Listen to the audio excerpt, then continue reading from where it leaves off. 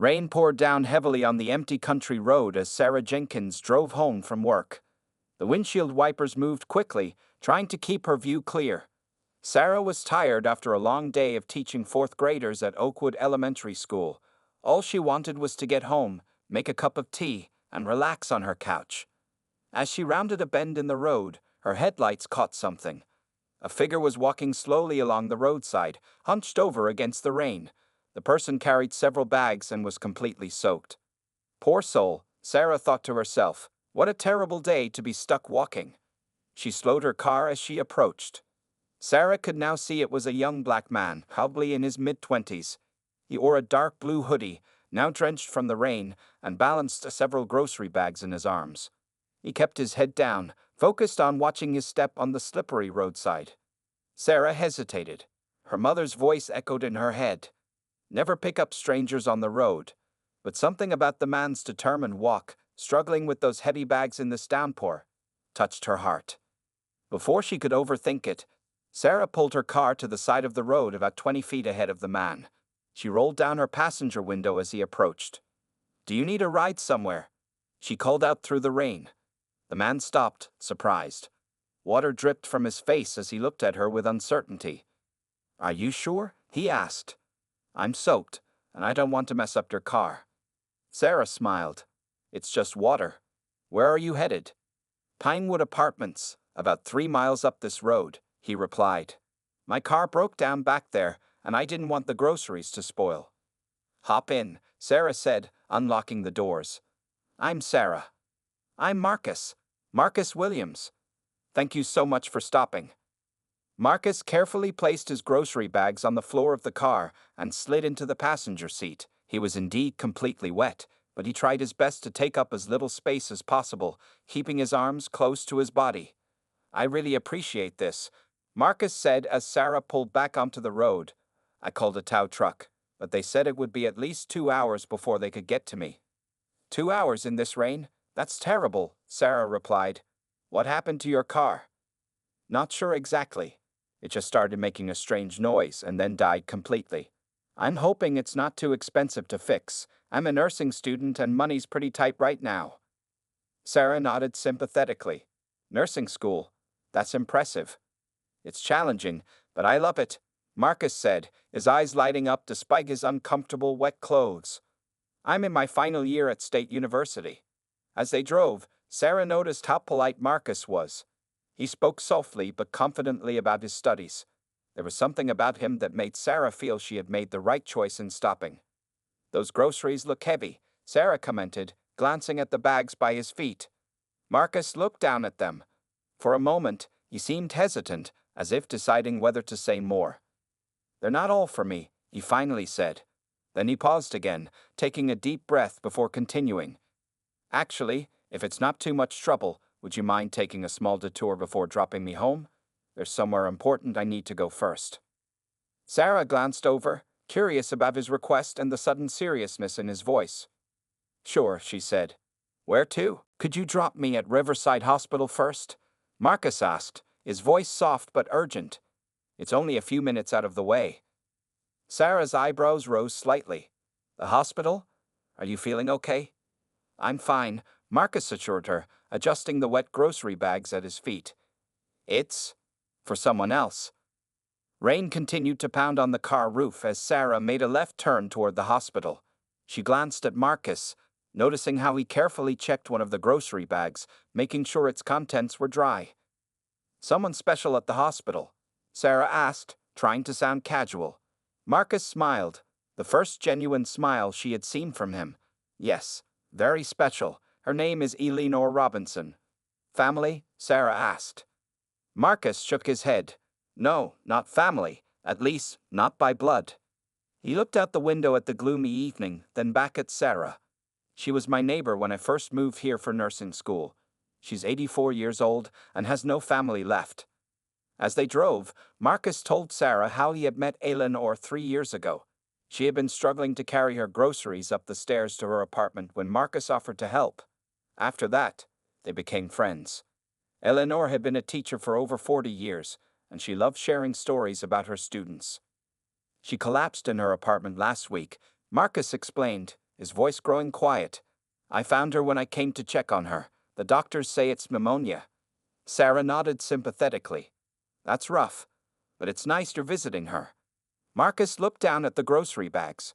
She hates hospital food, he said with a small laugh. Says it tastes like cardboard, so I bring her something home-cooked every day. As the hospital came into view, its windows glowing against the dark rainy evening, Sarah felt a tug in her heart. This young man, soaked to the bone, had walked miles in the rain not for himself, but to bring food to an elderly woman. They pulled into the hospital parking lot, and Sarah found a spot near the entrance. I can wait if you want, Sarah offered, surprising herself. To give you a ride home after. Marcus looked genuinely touched. That's really kind, but I don't know how long I'll be. I wouldn't want to keep you waiting. Tell you what, Sarah said, making a quick decision. Let me help you carry these bags in. It's pouring out there. Marcus hesitated, then nodded gratefully. Thank you. They dashed through the rain to the hospital entrance, each carrying bags of groceries. Inside, the bright fluorescent lights made Sarah blink after the darkness outside. Marcus led the way confidently through the hospital corridors, greeting several nurses by name. You seem to know everyone, Sarah commented as they walked.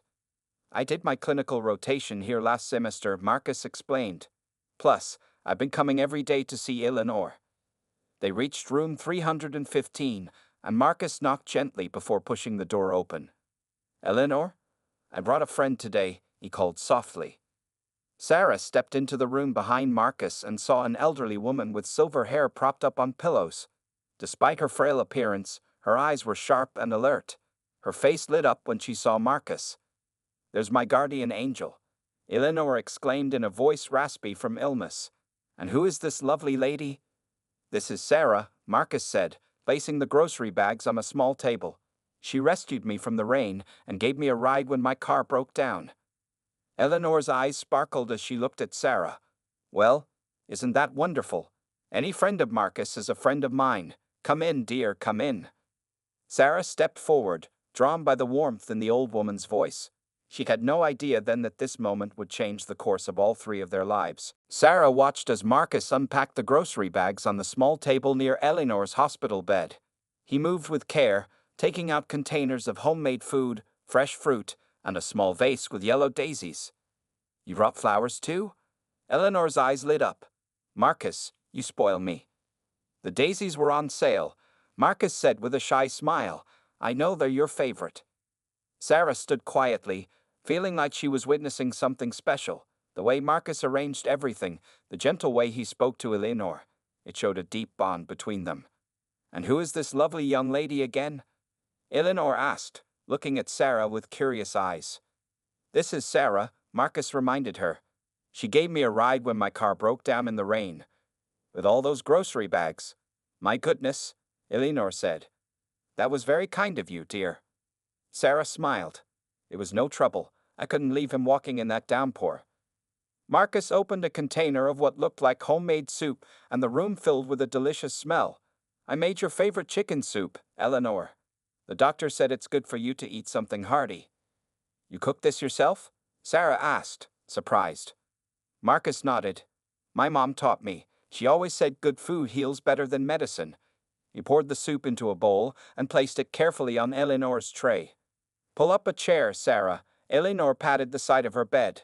Tell me about yourself while I enjoy this wonderful soup. Sarah sat down, feeling strangely comfortable in this hospital room with two people she had just met. She told Eleanor about her job teaching 4th grade at Oakwood Elementary. A teacher? Eleanor clapped her hands together. I was a teacher for 43 years. 5th grade mathematics. Eleanor was famous in this town, Marcus added as he arranged some medication bottles on the bedside table. Half the adults here had her as their teacher. Including the mayor, Eleanor said with pride, though he was terrible at fractions. They all laughed, and Sarah was amazed at how the dreary hospital room had transformed into a warm, lively space. As Eleanor ate her soup, Sarah noticed Marcus checking the IV line, adjusting Eleanor's pillows, and writing down notes from the medical chart hanging at the foot of the bed. You're really taking care of everything, Sarah observed. Marcus looked up, seeming almost embarrassed. Just basic things I've learned in nursing school. The staff here is great, but they're always so busy. He does more than check my vitals, Eleanor said between spoonfuls of soup. He's been paying my bills, watering my plants, and even feeding that stray cat that comes to my window. Sarah's eyes widened. You do all that? Marcus shrugged. It's not much. Eleanor lives alone, and with her in the hospital. Not much? Eleanor interrupted. This boy works part-time at the campus coffee shop, attends nursing school full-time, and still finds hours every day to help an old woman. And now I hear his car is broken down. How will you manage, Marcus? Don't worry about that, Marcus said gently. I'll figure it out. What's wrong with your car? Sarah asked. The mechanic called while we were driving here, Marcus explained. The transmission is shot. It would cost more to fix than the car is worth. How will you get to school? Or here to the hospital? Eleanor looked worried. The bus line runs near campus, and I can walk the rest, Marcus said, though Sarah could see concern in his eyes. It just means longer travel times. Eleanor turned to Sarah with a serious expression. You see what I mean? This young man gives everything to others and never complains about his own troubles. Sarah nodded, thinking deeply. When she had stopped to give a stranger a ride, she never expected to discover something like this, a young nursing student sacrificing his limited time and resources to care for an elderly woman who wasn't even family. As she watched Marcus tenderly help Eleanor with her meal, Sarah felt something stirring inside her. This wasn't just a random act of kindness she had witnessed. It was something much more profound. As visiting hours came to an end, a nurse poked her head into the room. Time to let Ms. Robinson rest, Marcus. She noticed Sarah and smiled. Oh, you've brought a new friend today. This is Sarah, Marcus explained. She gave me a ride when my car broke down. The nurse, whose name tag read Linda, nodded approvingly. Marcus never misses a day, rain or shine. We all thought he might not make it today with this storm. I would have walked the whole way if needed, Marcus said simply, gathering the empty food containers. Sarah checked her watch, surprised to see that 2 hours had passed. The time with Marcus and Eleanor had flown by, filled with stories and laughter despite the hospital setting. I should get going, Sarah said, standing up. It was lovely meeting you, Eleanor. Before you go, Eleanor said, reaching for Sarah's hand. Could you be a dear and look in that drawer? There's something I want to show you. Sarah opened the bedside drawer and found a small photo album. Eleanor motioned for her to bring it over. Marcus put this together for me, Eleanor said, her thin fingers carefully turning the pages. See, these are photos of my garden through the seasons. He takes pictures when the flowers bloom so I can see them while I'm stuck in here. Sarah looked at the beautiful photographs of roses, tulips, and hydrangeas, all carefully labeled with dates. And here, Eleanor continued, turning more pages, are pictures of Mr. Whiskers, the stray cat Marcus has been feeding. Look how he's gained weight. He was just skin and bones before. Marcus busied himself cleaning up, seeming embarrassed by the praise. The doctors say I might go home next week, Eleanor said, closing the album. But I don't know how I'll manage the stairs to my apartment. My legs aren't what they used to be. I've been thinking about that, Marcus said, pausing his cleanup. My apartment is on the ground floor. I could stay with a friend for a while, and you could use my place until you're stronger. Sarah looked at him in surprise. You give up your apartment? Marcus shrugged. It's just temporary. My friend Jason has a couch I can crash on. Eleanor shook her head firmly. Absolutely not. I won't put you out of your home when you're already doing so much. A thoughtful expression crossed Sarah's face. Eleanor, what if there was another option? My mother lives in Sunny Pines Senior Community. They have short-term recovery apartments available sometimes. Those places are expensive, Eleanor said with a sigh. Not all of them, Sarah replied. Mom's place has a sliding scale for payments. And I know the director. She was my neighbor growing up. Marcus looked at Sarah with hope in his eyes. Really? That would be perfect for Eleanor's recovery. I could call in the morning and check, Sarah offered. It would give you a safe place to regain your strength, Eleanor, with medical staff nearby if needed. Eleanor's eyes filled with tears. You would do that for me? We just met today. Sarah smiled warmly. Any friend of Marcus is a friend of mine. The nurse returned, tapping her watch. Time's up, folks. As they gathered their things to leave, Eleanor grabbed Marcus's hand. You found an angel when your car broke down, didn't you? Marcus nodded, looking at Sarah with gratitude. I think I did. Outside the hospital, the rain had stopped. The night air felt fresh and clean. Marcus stood awkwardly by Sarah's car. Thank you for waiting, he said, and for offering to help with Eleanor's housing. That's really incredible. Sarah unlocked her car doors. It's the least I can do. You need a ride home?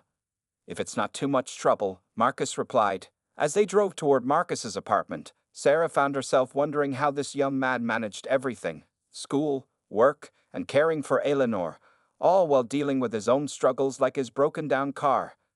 Marcus, she said finally, I think I'd like to help with more than just finding Eleanor a recovery place. Marcus looked at Sarah with surprise as they drove through the quiet streets. What do you mean? Sarah kept her eyes on the road, but her mind was racing with ideas. I'm part of a community volunteer group at my school. We help people in need, mostly families of our students. We're always looking to do more. That's really nice, but Eleanor wouldn't want to be a charity case, Marcus said carefully. She's proud, you know, worked hard her whole life. It's not charity, Sarah explained, turning onto Pine Street. It's community. That's different. They pulled up to a small apartment complex. The building was old but well maintained, with flower pots lining the entrance despite the late season. This is me, Marcus said, pointing to the ground floor corner unit. Would you like to come in for a cup of tea? It's the least I can offer after all your help. Sarah checked her watch. It was only 8:30 p.m. Sure, I'd like that. Marcus's apartment was small but spotlessly clean. Books were stacked neatly on every surface: medical textbooks, nursing journals, and a few novels. A small desk in the corner held a laptop and more books. Sarah noticed there was no TV.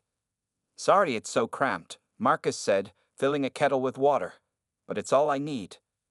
Sarah took a seat at the small kitchen table. How long have you been helping Eleanor? Marcus thought for a moment as he prepared 2 mugs. Almost 3 years now. At first, it was just carrying her groceries or changing light bulbs. Then she had a small stroke last year, and she needed more help. And there's no family? No one else to help her? Marcus shook his head. Her husband died 10 years ago. They never had children. She has a niece in Florida, but they're not close. The kettle whistled, and Marcus poured hot water into the mugs. Eleanor was a teacher for over 40 years. She helped shape this community. Now she's alone, and her retirement barely covers her rent and medications. Sarah wrapped her hands around the warm mug. What about your family? Are they nearby? A shadow passed over Marcus's face. My mom and my 2 younger sisters live about 3 hours away. Dad passed when I was 16. Mom works 2 jobs to keep the girls in school. That must be hard, being away from them. Marcus nodded. I send money home when I can. Not much after paying tuition and rent, but every bit helps. Sarah looked around the apartment again, noting the worn furniture and the patched spot on the elbow of Marcus's sweater. Despite having very little, this young man gave so much to others. Marcus, Sarah said decisively, I want to organize a support network for Eleanor. And for you. For me? Marcus looked confused. Yes, you're burning the candle at both ends. School, work, caring for Eleanor, helping your family, and now your car is broken. Let my volunteer group help. Marcus started to shake his head. I couldn't ask. You're not asking. I'm offering, Sarah interrupted gently.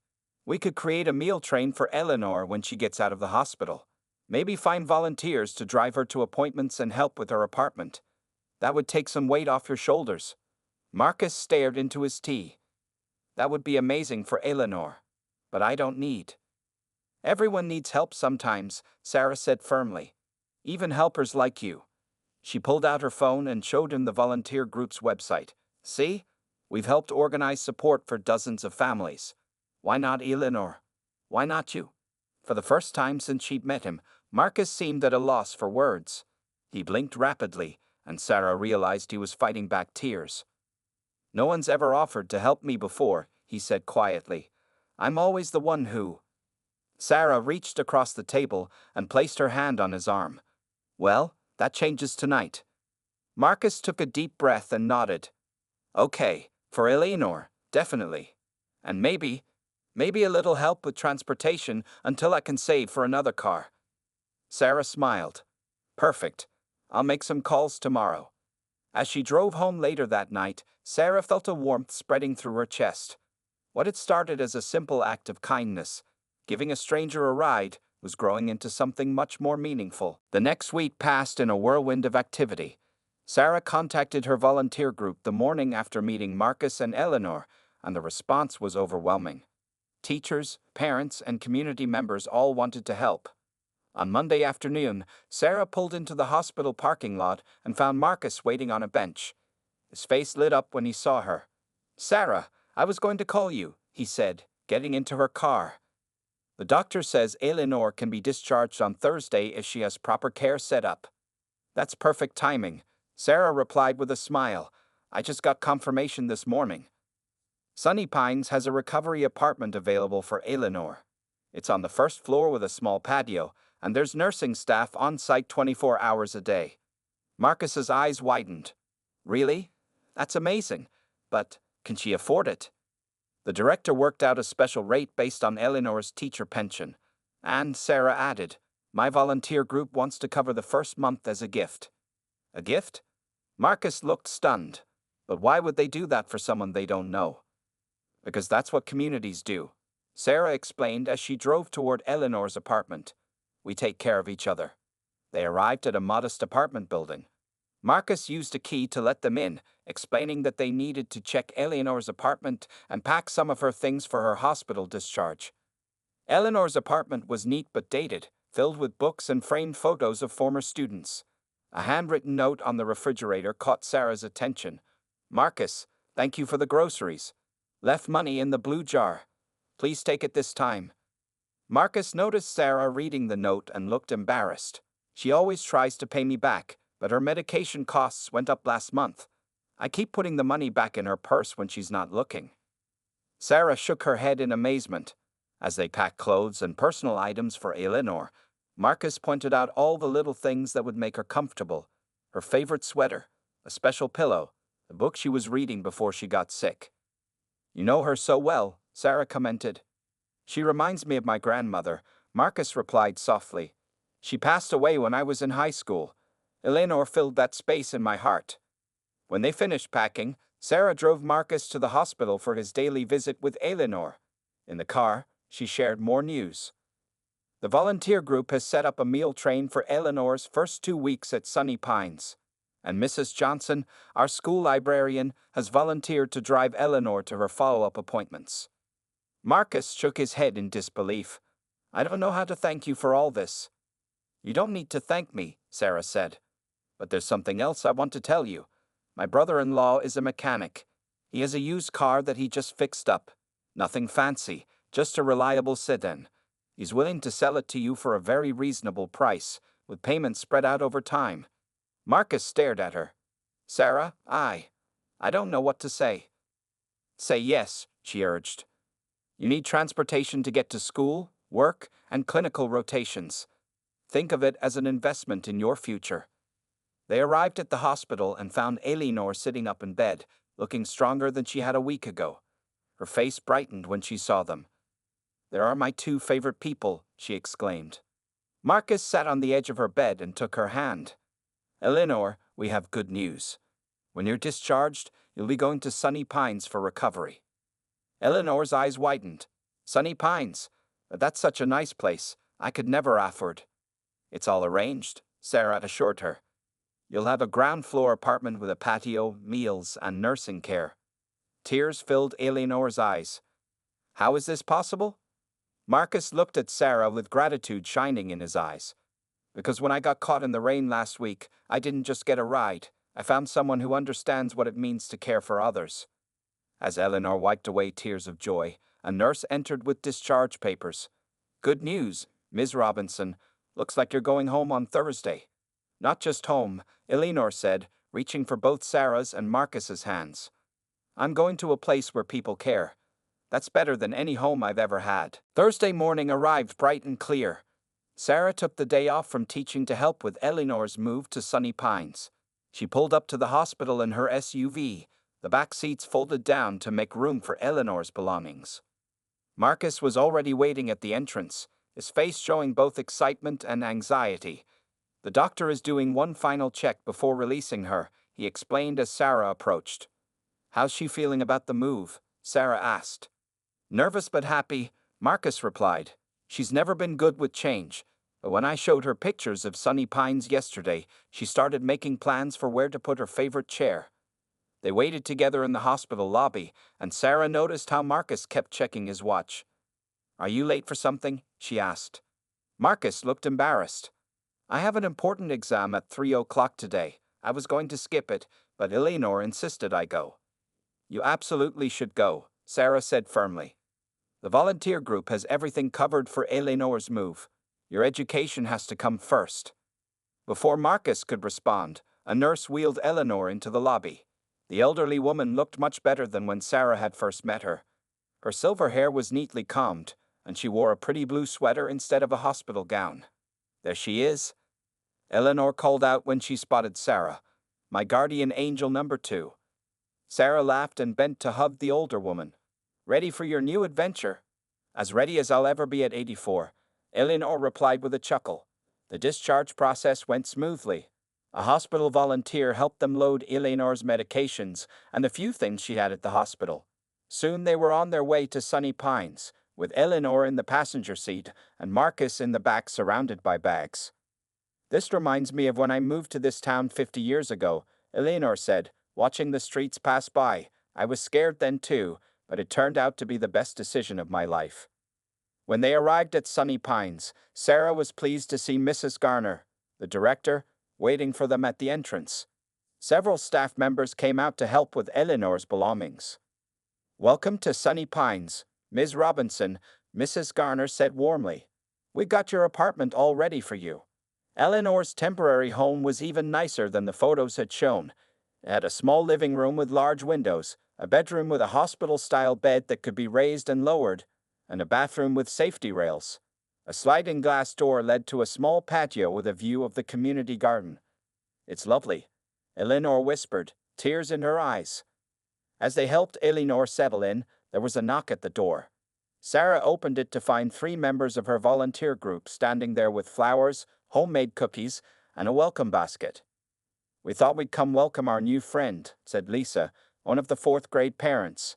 And we brought dinner for tonight too. Eleanor was overwhelmed by the kindness. I don't understand. Why would you all do this for someone you don't even know? Lisa smiled. Because Sarah told us about you and Marcus. Your story touched our hearts. Marcus checked his watch again, looking torn. It was already 1:30 p.m., and he needed to get to campus for his exam. Go, Sarah said, giving him a gentle push toward the door. We've got this covered. But, he started to protest. Marcus Williams, Eleanor said in her best teacher voice, you march yourself to that exam right now. I won't have you missing it on my account. Marcus looked relieved but still hesitant. My bike is at the hospital. I'm not sure I can make it to campus in time. Sarah pulled out her car keys and handed them to him. Take my car. I'll get a ride with Lisa later. Marcus stared at the keys in his hand. You trust me with your car? After seeing how you care for Eleanor? I'd trust you with anything. Sarah replied simply. The look of gratitude on Marcus's face was something Sarah knew she would never forget.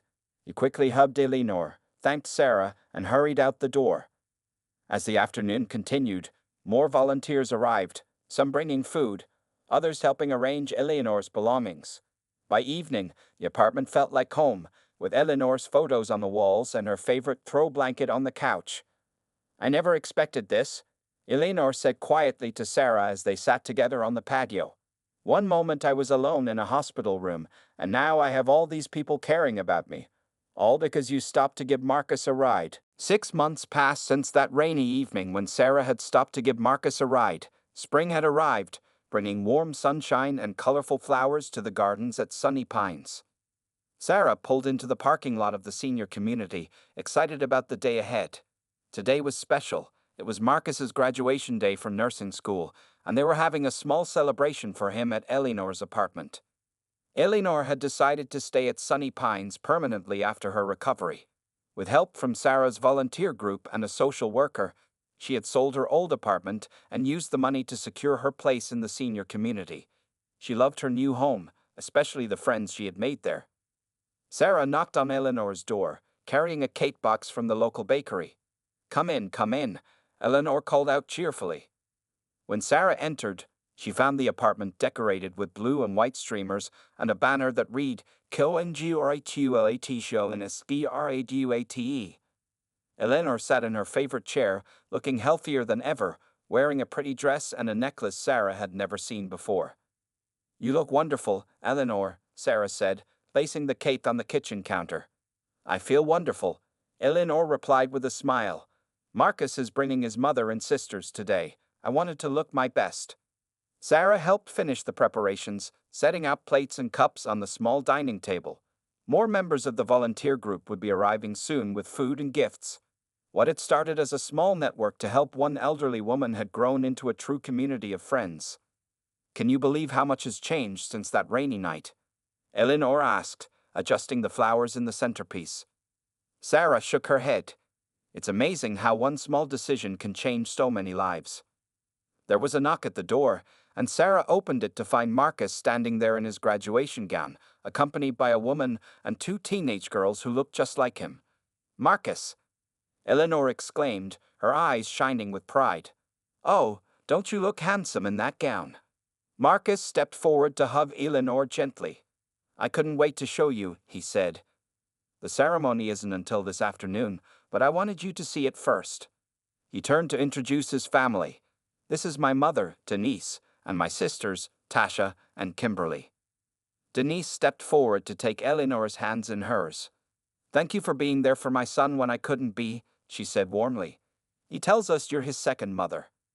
"And thank you, Sarah," Denise continued, turning to embrace her. "Marcus has told us everything you've done. I don't have words to express our gratitude." Sarah felt her cheeks grow warm. "I just gave him a ride. He's the one who's been amazing." More guests began to arrive. Teachers from Sarah's school, nurses from the hospital where Marcus had done his clinical training, and residents from Sunny Pines who had grown fond of the young man who visited Eleanor so faithfully. Marcus pulled Sarah aside during the celebration. "I got the job," he said quietly, his face glowing with happiness. "The hospital offered me a position in the community health department." "That's wonderful," Sarah exclaimed. "I knew you would." And, Marcus added, "Part of my job will be coordinating care for seniors who want to stay in their homes. I'll be helping people just like Eleanor." Before the party ended, Eleanor called for everyone's attention. She stood carefully, leaning on her walker. "I want to thank you all for coming today," she began. 6 months ago, I was alone in a hospital room, thinking my life was nearly over. Now look at all of you, my new family." She turned to Marcus. "This young man showed me what it means to care for others without expecting anything in return." Then she looked at Sarah. "And this wonderful woman taught me that sometimes help comes from the most unexpected places, all because she stopped her car on a rainy night." Eleanor raised her glass of sparkling cider. "To Marcus, on his graduation day, may you bring the same care and compassion to all your patients that you've shown to me." Everyone raised their glasses, but Marcus shook his head. "No, this toast is for all of us, for community, for showing that when we help each other, everyone's life gets better." As Sarah looked around the room at all the faces, some new friends and some old, she thought about how a simple decision to stop for a stranger had created ripples that touched so many lives. The biggest shock wasn't what Marcus had done after she gave him a ride. The real surprise was how that one moment of kindness had grown into something that changed them all forever.